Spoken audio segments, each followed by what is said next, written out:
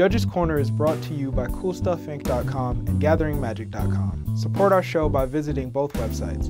Now it's time for Judges Corner with David Green.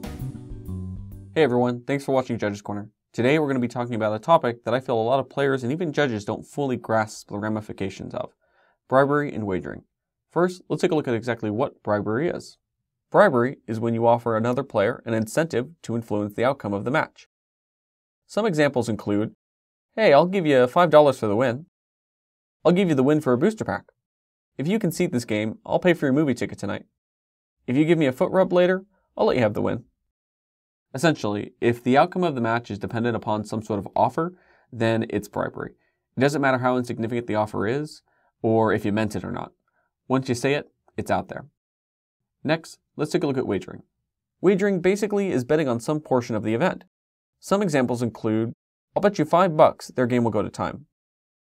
I'll bet you 100 that Mark will win the event.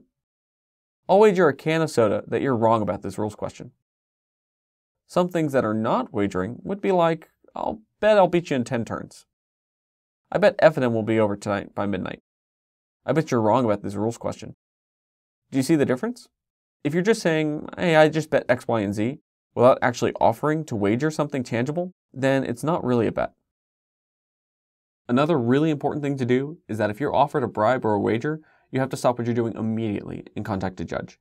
Failure to do so will unfortunately lump you into just as much trouble as the offending player, and you'll both end up receiving a disqualification. That's right, regardless of the rules enforcement level of the event, if you offer a wager or a bribe, or are offered one and don't immediately tell someone, then you are both going to be disqualified from the event if the head judge finds out. It doesn't matter if it was F&M or the Pro Tour, or for $100 or even a penny. Of course, if you overhear a bribe but aren't part of the offer, you're not going to be disqualified. However, just because you didn't do anything wrong and thus won't get penalized, that doesn't mean that you're doing everything right by not bringing it to the judge's attention.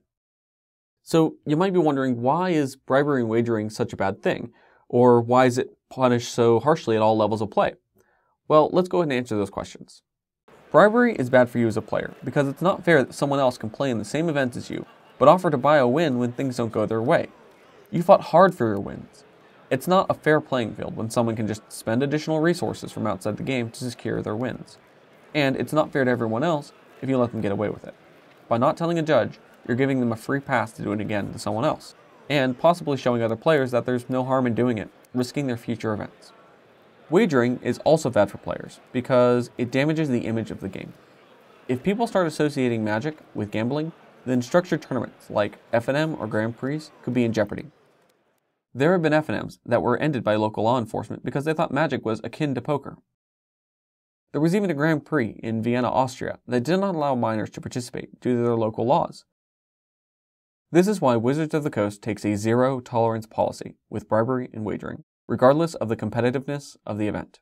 This is why you should not tolerate it at your events as a judge or a player. This is one of those things where it doesn't matter if the player did or didn't know it was against the rules, we always disqualify for it. So the next thing you might be wondering is, if I intentionally draw with my opponent, does that mean I'm colluding with them? Or what are some things that look like bribery and wagering but aren't? Those are some great questions.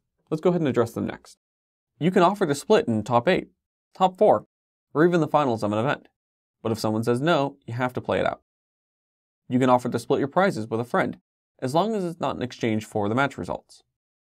You can concede to your opponent, as long as it's not for something in return.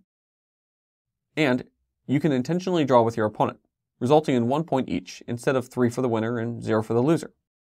As you can see, none of this can be in exchange for something. There cannot be a condition attached to the decision. So what if you want to split, but you can't split all the prizes evenly? Say you're in the top 8 of a PTQ, and you want to split all the prizes among the other top 8 players, and then play for the invite and the airfare to the Pro Tour. That's perfectly fine. You could also do the same thing in the finals of that same PTQ if all of you didn't agree to previously split. But you could also change things up in the finals, since it tends to become a little bit more relaxed, since your matches don't affect anybody else in the tournament. For example, in the finals of a PTQ, you can chop prizes so things aren't entirely fair. What I mean by that is 50-50. So long as the invite and the airfare, which can't be split, remain with the first place prize package. So for example, you could chop the prizes so that first got 30% and second got 70%, or so that first got 0% and second got 100%. Whatever you two agreed upon, so long as the first place prize still got the invite and the airfare. But because you guys didn't split things evenly, and it couldn't be split evenly, that would mean that one of you players would have to drop from the event, and that no match could actually be played, leaving the first place prize to the remaining player, and the second place prize to the player who dropped. So that concludes our episode. If you have any questions about this episode, or any others, or any other rules questions in general, you can send us an email at judgescorner@gatheringmagic.com. And if you like this video, or any of our other content, don't forget to subscribe to Gathering Magic. Until next time, remember, always split your aces, don't forget to put your money on black, and bribery costs 2 blue and 3 colorless.